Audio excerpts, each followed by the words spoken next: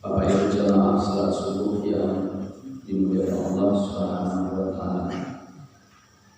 Bersyukur kita kepada Allah Subhanahu wa taala atas segala nikmat yang Allah berikan, kesempatan dan kesehatan, nikmat iman Islam sehingga kita bisa hadir di tempat yang mulia ini melaksanakan salat fardu subuh secara berjamaah. Mudah-mudahan ibadah yang baru kita laksanakan tercatat hendaknya menjadi salah satu amal ibadah yang terbaik, mendapatkan balasan yang terbaik di yaumil mahsyar nanti. Amin ya rabbal alamin. Salawat salam kita hadirkan kepada Nabi besar Muhammad sallallahu alaihi wasallam.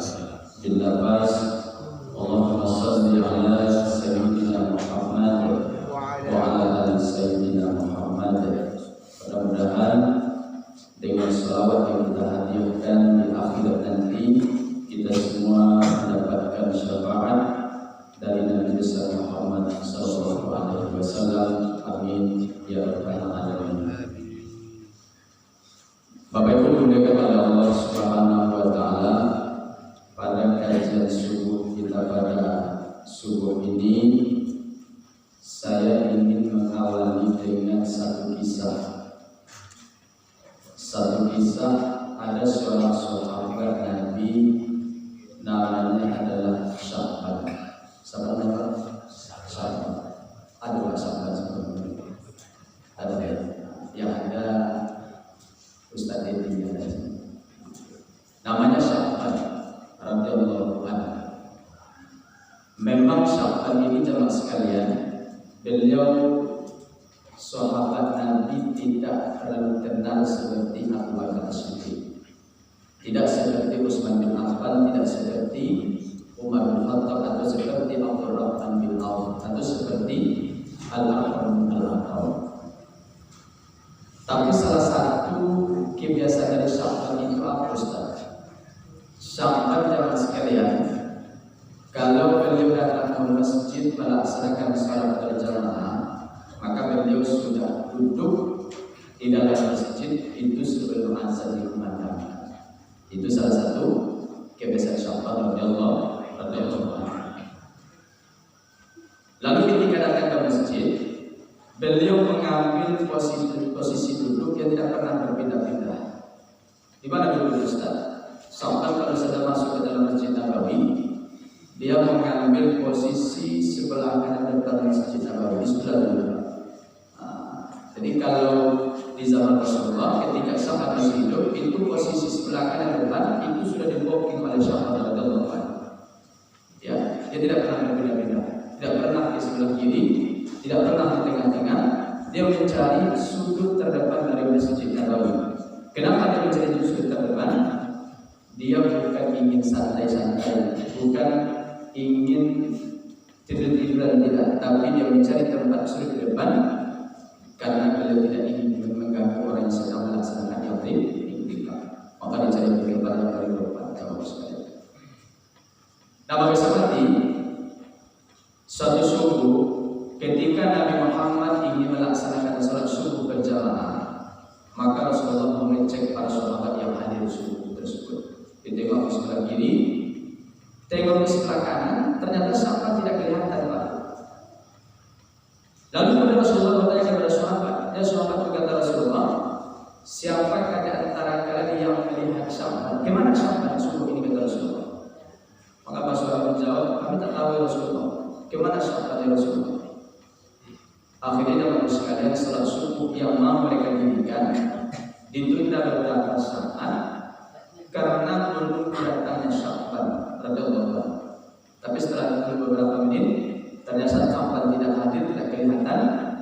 Maka salat subuh dilaksanakan oleh Nabi berjamaah dengan para sahabat. Setelah salat subuh selesai, kemudian Rasulullah bertanya, siapa di antara kalian yang mengetahui di mana alamat Sya'ban? Maka diberitahulah salah seorang sahabat, saya tahu Rasulullah, dia tinggal di simpang Lakter ya Rasulullah. Kita balik dulu Pak. Simpang Lakter, masuk ke dalam, di samping Masjid Taqwa ya Rasulullah. Kira-kira seperti itu ya. Lalu cuma sekalian, Setelah Nabi melaksanakan sholat subuh berjamaah, kita berandai-andai sajalah. Nabi Muhammad sholat subuh jam 5. Sholat subuh itu adalah sholat ibadah sholat yang ayatnya dipanjangkan. Maka sholat subuh itu disebut namanya 4. Pertama disebut dengan sholat subuhi, disebut dengan sholat ghadati, disebut dengan sholat fajri, disebut dengan Quran al-Fajr. Disebut 4 namanya. Sholat cuma 1. Kenapa disebut dengan Quran al-Fajr, Ustaz? Karena seyogyanya sunnah Nabi ketika sholat subuh ayat dipanjangkan. Makanya setiap subuh Jumat di berbagai masjid, jamaah sekali, kalau dikasih pola ayat di sekitar kampung kita ini, kalau di pagi Jumat subuh Jumat kita baca surah As-Sajdah. Betul Pak ya? Surah As-Sajdah. Innama yu'minu bi ayatina alladzina idza dzukiru biha kharru sujjadan wa sabbahu bihamdi rabbihim wa hum la yastakbirun. Allahu Akbar. Maka nama ayatnya surah As-Sajdah. Lalu sujud itu apa namanya Ustaz? Disebut namanya sujud tilawah. Maka itu dipanjangkan. Ayatnya dipanjangkan ayatnya bagus sekali. Ketika sholat subuh. Makanya setelah kapan jamaah sekalian, ketika kemarin ada seorang dosen, dia terlalu pintar deh. Kata sang dosen, di dalam Al-Quran tidak ada ayat yang mewajibkan melaksanakan sholat di bawah waktu. Baca ayat. Urang itu sumber. Namanya aliran mandul. Dia mengatakan dalam Al-Quran tidak ada perintah melaksanakan sholat di bawah waktu. Ini dosen terlalu pintar Pak. Sebenarnya dapat kita tanggapi, karena memang beliau punya kapasitas untuk bisa menjelaskan Al-Quran. Padahal kalau kita bolak-balik Al-Quran, ternyata ada ustadz sebetulnya sekalian. Itulah ayat dalam surah Al-Isra, "Aqimis sholata liduluki syamsi ila ghasaqil laili wa qur'anal fajr." Itu ayat ketika nanti kita baca tafsirnya menjelaskan tentang sholat 5 waktu.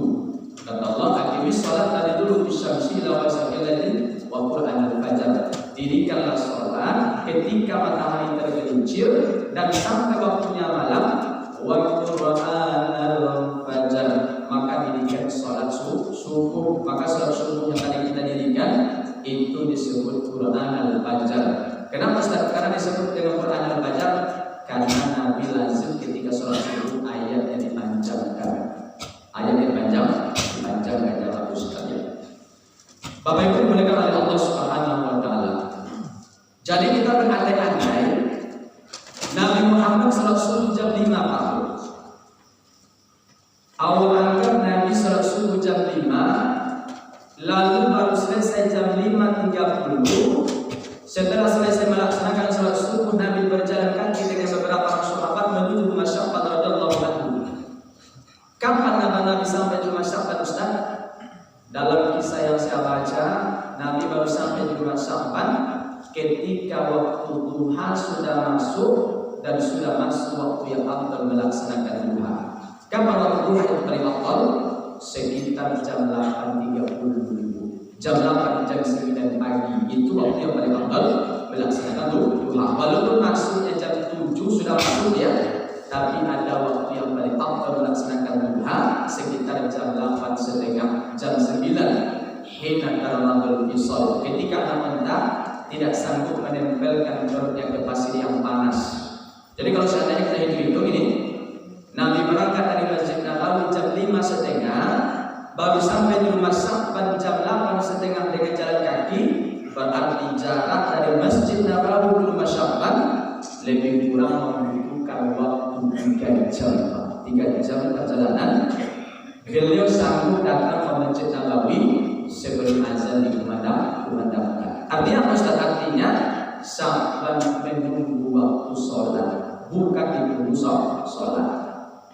Kita hari ini banyak ditunggu waktu sholat, baru datang ke masjid setelah imam masuk rakaat yang ketiga, baru datang ke masjid untuk melaksanakan sholat berjamaah. Tapi masih penting jamaah sekalian, masih datang ke masjid melaksanakan sholat berjamaah. Bapak Ibu berkata Allah SWT Lalu kemudian Nabi sampai di rumah Sya'ban, maka keluarlah istri Sya'ban. Lalu Rasulullah bertanya, di mana Sya'ban? Kata Rasulullah, di mana Sya'ban? Lalu kata istri Sya'ban kepada Rasulullah, ya Rasulullah, suamiku sudah meninggal ya Rasulullah. Ternyata Sya'ban tidak hadir subuh itu ke masjid karena meninggal dunia. Dia tidak ke masjid karena sudah meninggal. Orang sekarang baru datang ke masjid setelah meninggal. Kenapa Ustaz? Karena jenazah ini bawa ke masjid untuk disolatkan. Orang datang ke masjid. Mohon maaf ini, tapi bukan jamaah masjid Taqwa. Jamaah kami dikasih pengenaian seperti itu. Kan? Jadi memaafkan tersinggung di Siko Ustaz, insya Allah di Siko ya saya tengok ikut ramai insya Allah. Tapi kalau dipresentasikan itu sekitar 10% dari jumlah penduduk masyarakat Utama. Maka mudah-mudahan kita yang hadir subuh ini, terutama tadi yang sudah datang ke masjid sebelum azan dikumandangkan, mendapat orang beruntung. Kenapa Ustaz? Orang yang datang ke masjid sebelum azan dikumandangkan mendapatkan doa dari para malaikat. Jamaah sekalian, Allahumma fir lahu warhamhu Allahumma tub lahu. Ya Allah, ampunkan dia, kasihi dia ya Allah, lalu terima taubatnya ya Allah.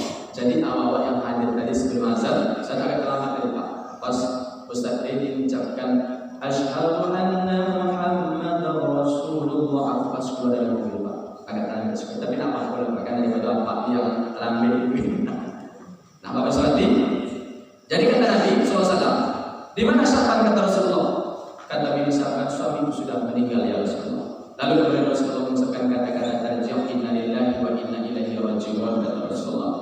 Lalu setelah itu berucaplah istri Sya'ban kepada Nabi, ya Rasulullah, kata istri Sya'ban, suamiku sudah meninggal ya Rasulullah. Tapi ya Rasulullah, ada keanehan ya Rasulullah. Ketika suamiku syafaqatul maut ya Rasulullah, ketika suamiku dihadapkan kepada namanya ghor-ghor jamaah sekalian. Ketika suamiku syafaqatul maut ya Rasulullah, di akhir kehidupannya suamiku berteriak ya Rasulullah. Lalu di antara teriakan tersebut ya Rasulullah, dia mengucapkan kalimat yang saya tidak paham apa maksudnya Rasulullah. Kata istri sahabat kepada Nabi, dia mengucapkan kalimat-kalimat, kata-kata yang saya tidak paham apa maksudnya Rasulullah. Lalu kata Nabi, apa yang diucapkan sahabat di akhir kehidupan?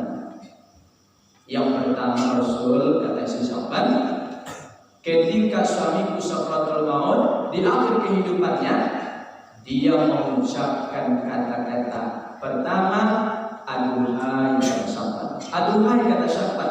Kenapa tidak lebih jauh kata Sya'ban? Yang kedua kata Sya'ban, jamaah sekalian, di akhir kehidupannya, aduhai. Kenapa tidak yang baru kata Sya'ban? Yang ketiga kata Sya'ban, di akhir kehidupannya adalah aduhai. Kenapa tidak semuanya? Kenapa tidak lebih jauh? Kenapa tidak yang baru?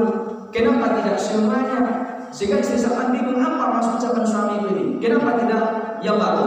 Kenapa tidak lebih jauh? Kenapa tidak semuanya? Maka dibaca oleh Rasulullah satu ayat dalam Al-Quran. Apa kata Allah? Fakashafna anka ghita'aka fabasarkal yawma hadid. Kata Allah. Apa maksudnya Ustaz? Ternyata jamaah sekalian, besok sebelum bapak ibu sekalian meninggal dunia, ketika dihadapkan sakaratul maut ke dalam diri kita, ketika kita sedang berkorban mau meninggal dunia, kata Allah, kami tajamkan pandangan mereka, kata Allah, sehingga besok kita bisa melihat terhadap pahala amal-amal yang pernah kita laksanakan selama kita hidup di dunia ini, insyaallah. Jadi subuh ini kita datang ke masjid Taqwa ini melaksanakan sholat subuh, duduk sejenak mendengarkan kajian, menjelang waktu isya masuk. Insyaallah nanti sebelum kita meninggal, pakai syahadatka ta'aka bawasaru kal yaumul hadid, kata Allah. Allah akan tajamkan pandangan mata kita, lalu Allah akan bersaksikan kepada kita terhadap amal ibadah yang kita laksanakan hari ini, insyaallah jamaah sekalian. Sehingga apa maksud ucapan Sya'ban yang tiga tadi? Yang pertama kata Sya'ban, aduhai kata Sya'ban. Kenapa tidak lebih jauh kata Sya'ban radhiyallahu anhu? Apa maksud ucapan beliau? Kata Nabi, ketika Sya'ban ingin menghembuskan nafas terakhir, Allah bersaksikan kepada beliau terhadap langkah-langkah kakinya ketika datang ke masjid dalam rangka melaksanakan salat berjamaah. Sehingga Sa'ban berucap ketika itu, aduhai kata Sa'ban, kenapa tidak lebih jauh? Apa maksudnya? Kenapa rumahku tidak lebih jauh dari yang sekarang? Kalau sekarang 3 jam perjalanan, kalau seandainya 4-5 jam perjalanan, tentu pahalanya akan lebih besar di sisi Allah Subhanahu wa Ta'ala. Kebayang? Jadi ternyata jauh sekalian, semakin jauh rumah Allah dari Masjid Taqwa, dari Masjid Subul Salam, dari Masjid Al-Hidayah, dari masjid-masjid yang lain, semakin banyak langkah kita, maka insya Allah semakin besar pahala yang Allah berikan kepada kita. Tapi bukan berarti ibu ya habis mengajar subuh ini ibu pulang ke rumah lalu ibu sarankan kepada laki ibu bahwa pindah ke rumah waktu COVID lebih jauh Pak. Bukan begitu maksudnya Bu ya. Bahwa pindahkan rumah kita ke desa Serombau Pak. Nah itu maksudnya itu artinya ini bicara istiqomah, kita istiqomah dalam masjid melaksanakan sholat berjamaah. Insya Allah setiap langkah-langkah kaki yang kita lakukan di situ ada kebaikan yang Allah berikan kepada kita. Tapi dengan syarat apa syaratnya? Man tatahhara fi baitihi kata Rasulullah. Barang siapa kata Nabi, dia berwudu di rumahnya. Setelah dia berwudu, tsumma masya ila baitin min buyutillah. Lalu dia berangkat ke salah satu rumah Allah untuk melaksanakan ibadah kepada Allah. Apa yang Allah berikan kepada kita? Langkah pertama kita insya Allah menghapus dosa. Langkah selanjutnya mengangkat derajat di sisi Allah Subhanahu wa Ta'ala. Tapi dengan catatan jamaah sekalian, Bapak Ibu, keluarga sekalian, ketika berangkat dari rumah ke Masjid Taqwa umpamanya, maka dalam kondisi sudah berwudu, sudah bersuci, bukan untuk di masjid. Urusan nanti di tengah jalan untuknya batal Ibu, nanti Ibu untuk di Masjid Taqwa. Tapi ketika pas berangkat dari rumah, Ibu dalam kondisi sudah berwudu, sudah bersuci ketika berangkat. Insya Allah setiap langkah-langkah kaki tersebut akan beri pahala di sisi Allah Subhanahu wa Ta'ala. Tapi kalau seandainya Bapak Ibu sekalian, wudunya di Masjid Taqwa, di Masjid Subul Salam, baru wudunya di masjid, kita hanya akan mendapatkan pahala melaksanakan sholat berjamaah saja. Tidak mendapatkan langkah pertama menghapus dosa, langkah kedua mengangkat derajat di sisi Allah Subhanahu wa Ta'ala. Paham Ibu? Insyaallah. Itu pertama yang sekalian. Jadi kata Sa'ban, kenapa tidak lebih jauh? Yang kedua jemaah sekalian, apa jemaah Sa'ban tadi? Kenapa tidak yang baru kata Sa'ban? Ini bukan masalah istri baru Ibu, ya kan? Tapi kata Sa'ban, kenapa tidak yang baru kata Sa'ban? Apa maksud Sa'ban ketika itu? Kata Nabi jemaah sekalian, suatu subuh ketika Sa'ban berangkat dari rumah menuju Masjid Nabawi dalam kondisi cuaca yang begitu dingin, dalam kondisi cuaca yang begitu ekstrim jamaah sekalian. Berangkatlah Sa'ban dari rumah menuju Masjid Nabawi karena cuaca yang begitu ekstrim dinginnya, maka dipakai Sa'ban jamaah sekalian 2 jaket. Jaket yang baru dipasang di dalam, kemudian dilapisi dengan jaket yang sudah lama, yang sudah lusuh. Lalu diberangkatkan ke Masjid Nabawi. Di tengah jalan, Sa'ban berjumpa dengan seorang laki-laki yang hampir mati karena kedinginan. Yang laki-laki tersebut juga pergi ke masjid melaksanakan sholat berjamaah. Karena Sa'ban kasihan, maka salah satu jaket yang dia pakai dibuka, lalu disarungkan kepada laki-laki tersebut. Lalu mereka berangkat ke masjid bersama-sama melaksanakan sholat berjamaah. Nah, di akhir kehidupan yang kata Rasulullah, Allah bersaksikan kepada beliau terhadap sedekah infak jaket yang diberikan kepada laki-laki tersebut. Sehingga Sa'ban berucap ketika itu di akhir kehidupannya, aduhai kata Sa'ban, kenapa tidak yang baru kata Sa'ban? Apa maksud beliau? Ternyata ketika dia memberikan jaket, ternyata jaket yang diberikan jaket yang sudah lama, yang sudah lusuh, bukan jaket yang baru. Sehingga dia berucap ketika itu, cobalah kata Sa'ban, jikalau kata Sa'ban jaket yang baru diberikan ketika itu, tentu pahalanya akan lebih besar di sisi Allah Subhanahu wa Ta'ala. Ini masalah sedekah jamaah sekalian. Ya, masalah sedekah artinya sedekah itu diberikan siapa yang terbaik. Yang ketiga kata Sa'ban radhiyallahu anhu, apa kata beliau? Di akhir kehidupannya, aduhai kata Sa'ban, kenapa tidak semuanya kata Sa'ban? Apa maksudnya? Suatu pagi ketika Sya'ban sarapan tahu. Sarapan dengan memakan sepotong roti, lalu dia mencelupkan ke susu yang masih panas. Tiba-tiba datanglah seorang laki-laki, seorang pengemis, dia sudah tidak makan beberapa hari. Karena saat kasihan, maka sepotong roti tersebut dia belah dua.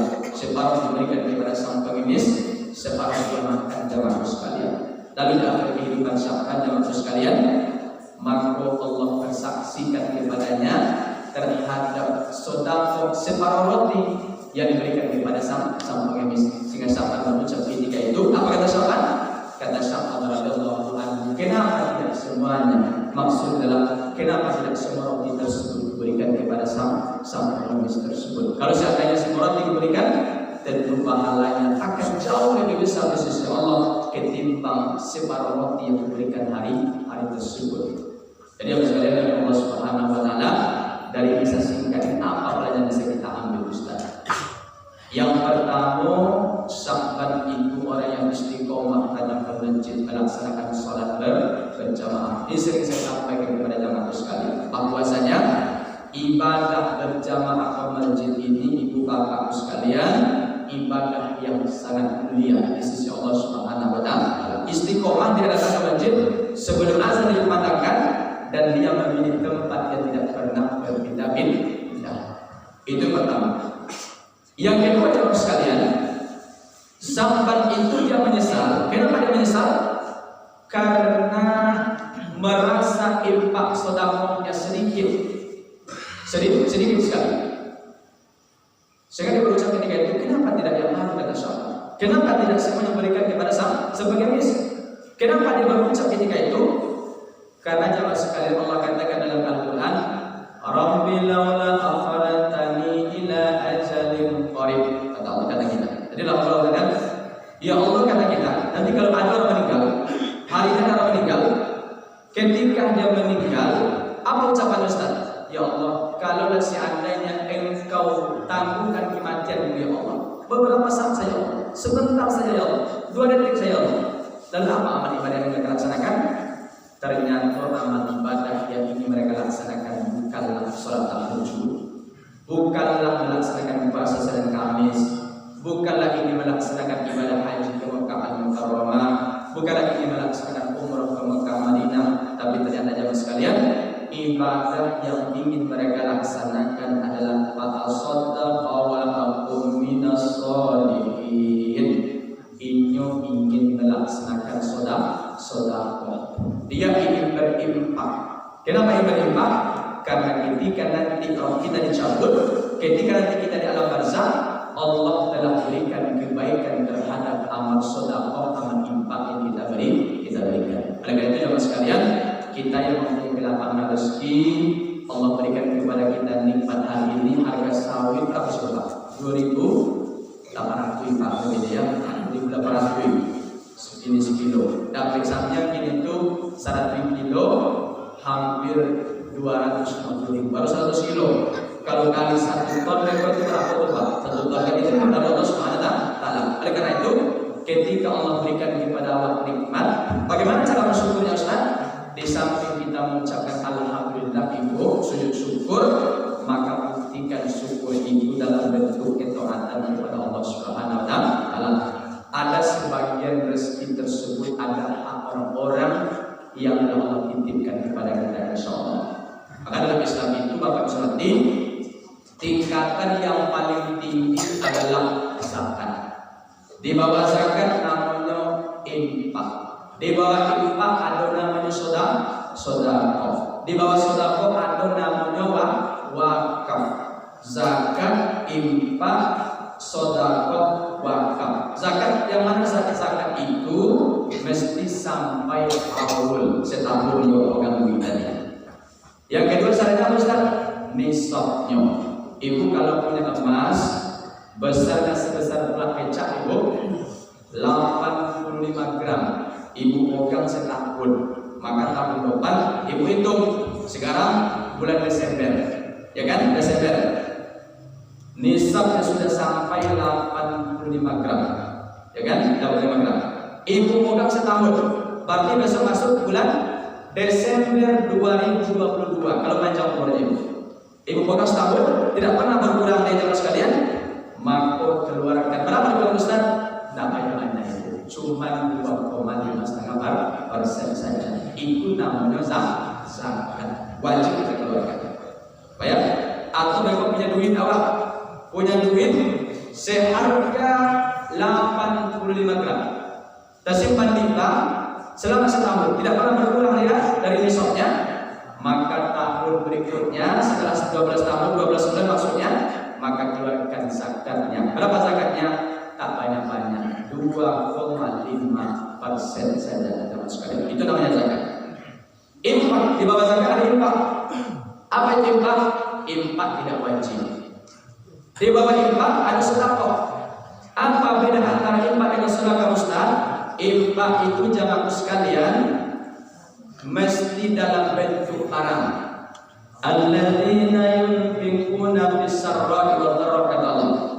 Orang yang bertakwa itu cirinya Ustaz, inyo berinfak dalam kondisi lapang maupun dalam kondisi sempit. Itu bertakwa. Maka infak itu apa?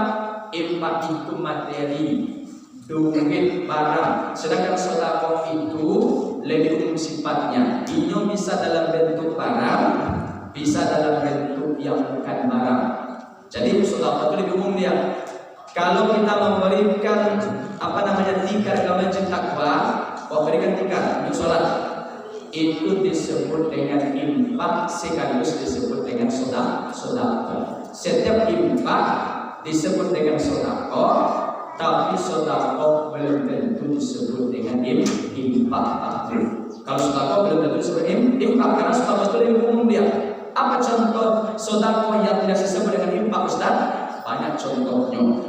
Awal ajak kawan awak ke masjid melaksanakan sholat berjamaah, kita nasihati dia, itu sedekah. Senyum kita kepada saudara kita, itu disebut dengan sedekah jamaah sekali. Makanya kotak yang lewat ikut tadi itu kotak apa Pak? Kotak infak sedekah. Infak. Karena yang kita masukkan adalah duit. Kalau seandainya dikobetuli kotak sedekah, saya khawatir nih Bapak Ibu cuma senyum-senyum saja ketika dia lewat. Nah, saya minta wajah saya terima. Karena adalah kotak sedekah. Apa namanya? Kotak infak Bapak sekalian. Itu Pak ya. Jadi ada zakat, ada infak, ada sedekah, ada namanya wakaf. Kalau wakaf nanti tidak lagi jamaah sekalian. Kita nanti mesti datang ke kantor KUA, nanti ada ijab kabulnya. Ada nanti wazir yang menerima, itu disebut namanya wakaf jamaah sekalian. Bapak Ibu Allah Subhanahu wa taala, oleh karena itu jemaah sekalian, berinfak atau sedekah itu adalah amal ibadah yang luar biasa. Apa yang bisa kita laporkan Ustaz ketika kita berinfak sedekah ini? Pertama, orang yang suka berinfak sedekah itu besok ketika sampai di padang mahsyar setelah diproses oleh Allah Subhanahu wa taala, maka insyaallah awal-awal yang sudah berinfak itu dimaksudkan oleh Allah ke dalam pintu surga yang khusus. Apa nama pintu surga Ustaz? Nama pintu surganya adalah babu sedekah. Pintu sedekah. Karena pintu surga itu banyak itu. Nama pintu itu adalah babu sholat. Itu pintu untuk orang-orang yang suka melaksanakan sholat. Nanti Bapak Ibu jemaah sekalian dibariskan nanti. Ini dibariskan namanya babu sholat. Bapak lima waktu Bapak laksanakan. Tahajud laksanakan, isyraq kita laksanakan, duha kita laksanakan. Pokoknya amalan sunnah dilaksanakan. Nanti nama pintu adalah babu sholat. Yang ini nama pintunya adalah babu rayyan. Pintu untuk orang yang suka melaksanakan puasa.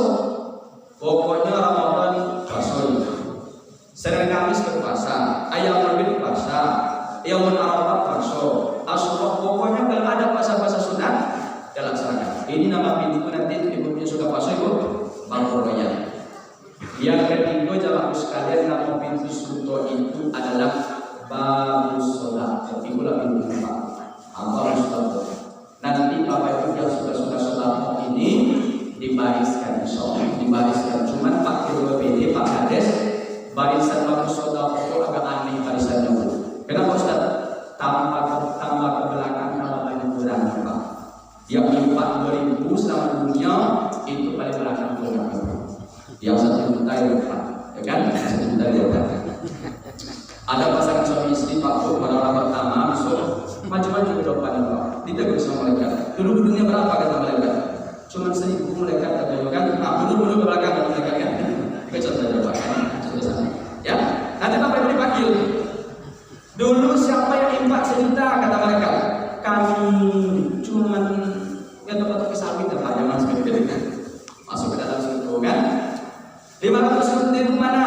Masuk ke dalam. Sampailah infak yang 2.000. Kata mereka, mana yang dulu-dulunya infaknya 2.000 kata mereka. Oh, ternyata banyak orang infak. Kami ini lah ada 2.000 gini kan. Nah, masuk ke dalam. Aku kata yang infak 1.000, aku dari nawak itu 1.000 kata kan. Kan?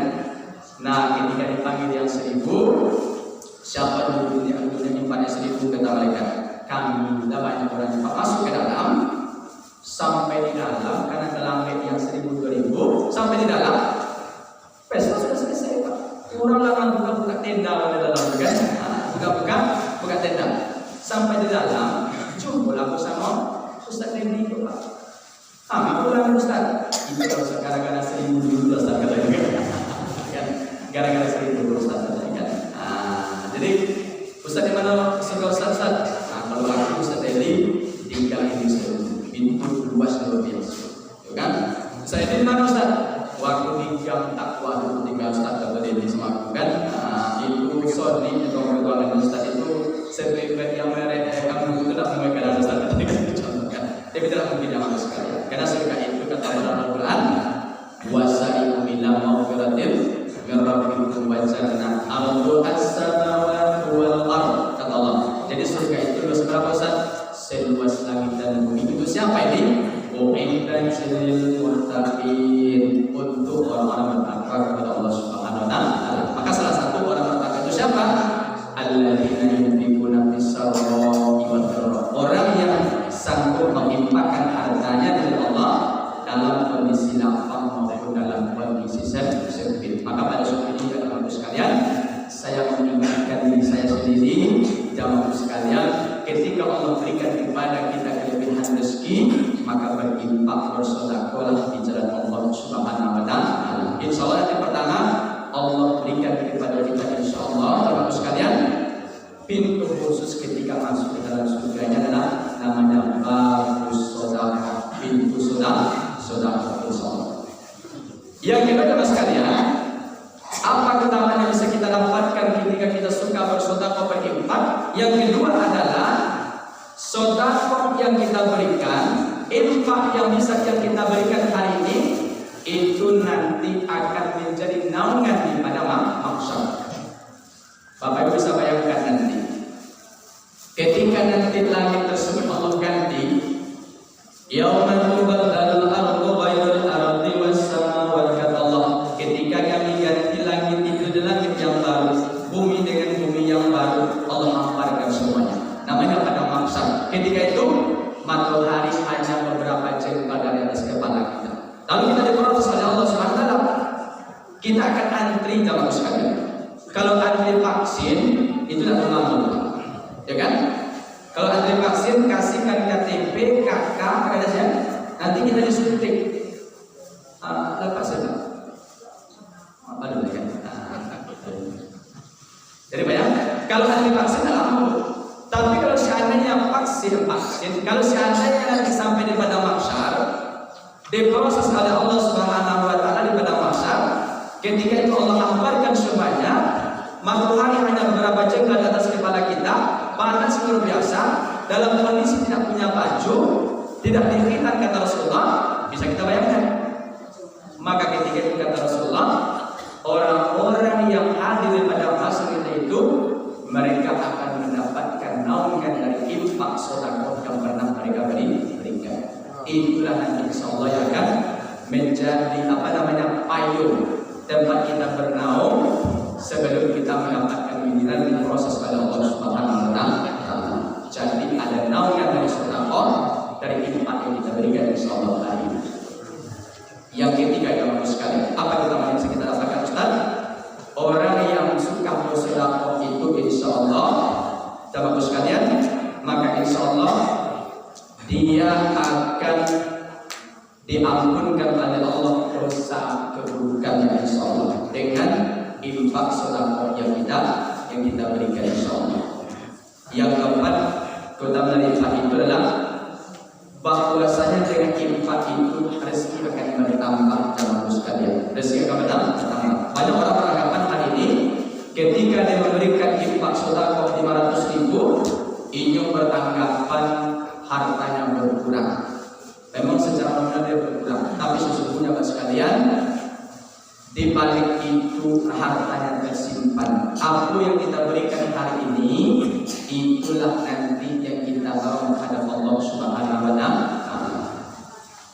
Innallaha la yanzuru ila suwarikum wa amwalikum, kata Allah. Sesungguhnya Allah tidak melihat kepada bentuk kita.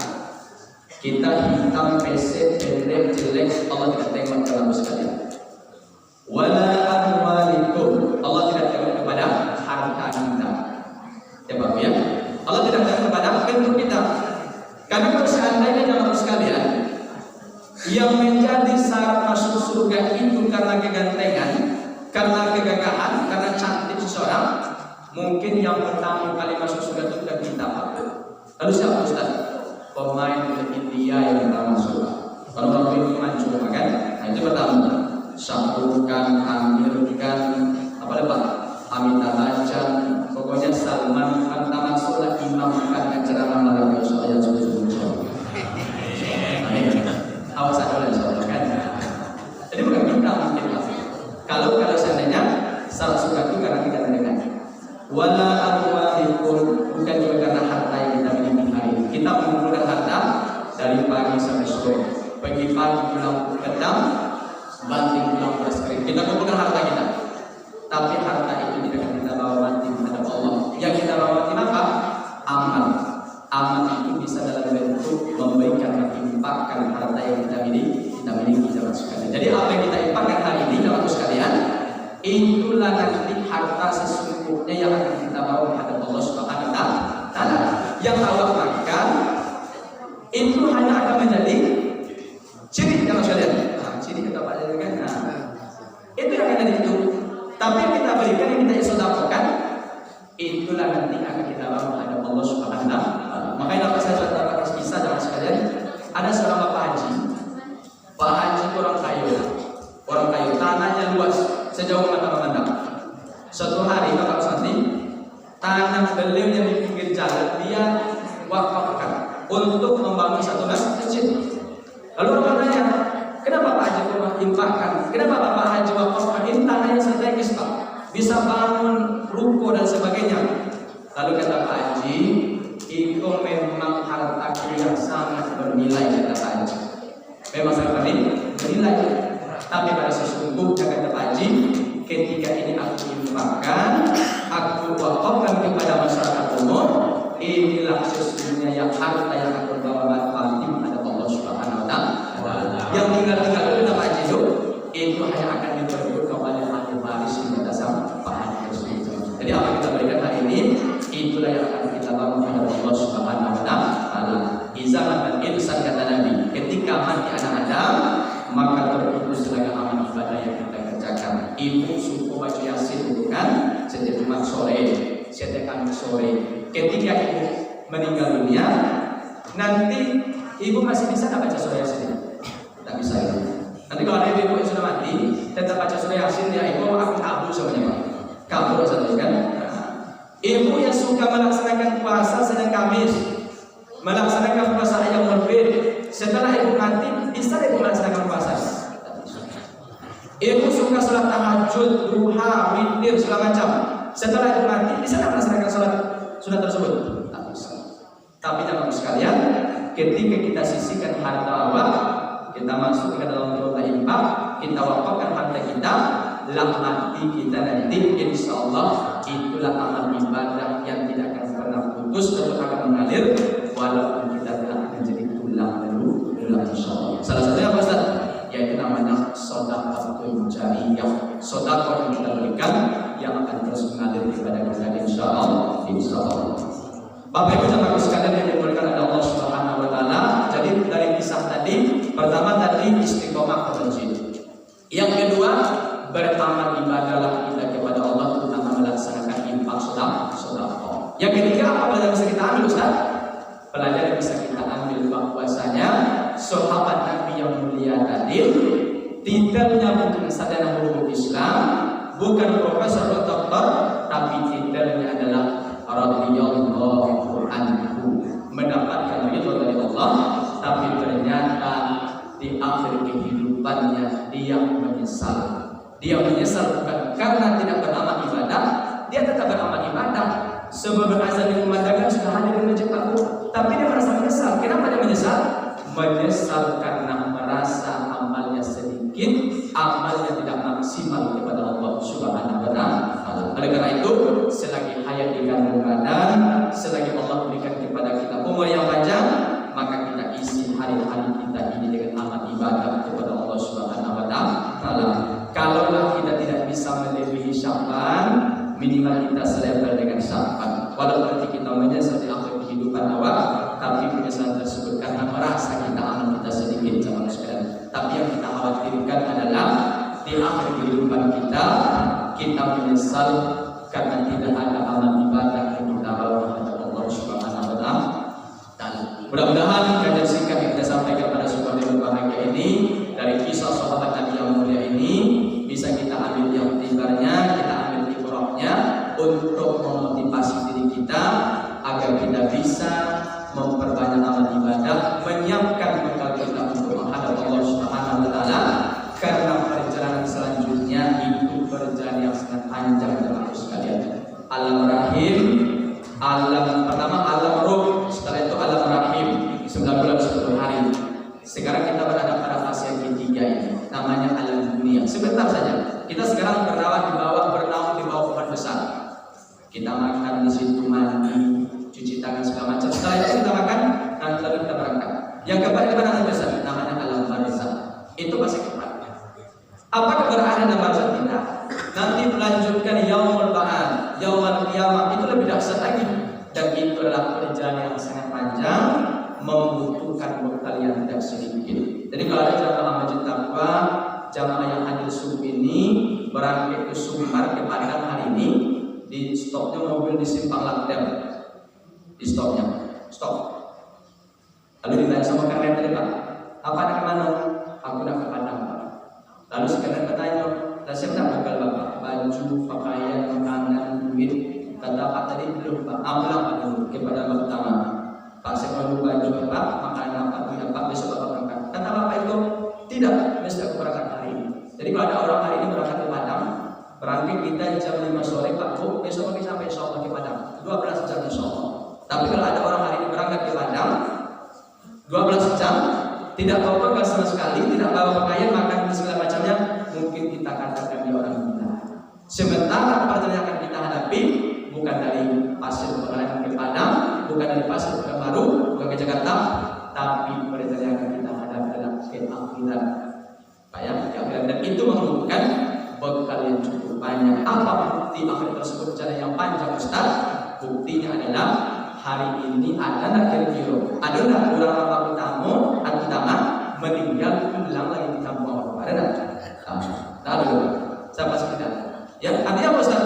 Artinya mereka belum sampai ke akhirat, masih dalam perjalanan dan ini membutuhkan bekal yang tidak sedikit. Mudah-mudahan pada hati kita istiqomah ke masjid untuk berjamaah, lalu kita istiqomah menginfakkan, kemudian membelanjakan harta kita dari Allah Subhanahu wa taala, karena dengan amal-amal itu nanti kita bawa menghadap Allah Subhanahu wa taala. Jadi mungkin apa saya sampaikan, saya minta maaf kalau dalam penyampaian ada hal-hal yang kurang berkenan.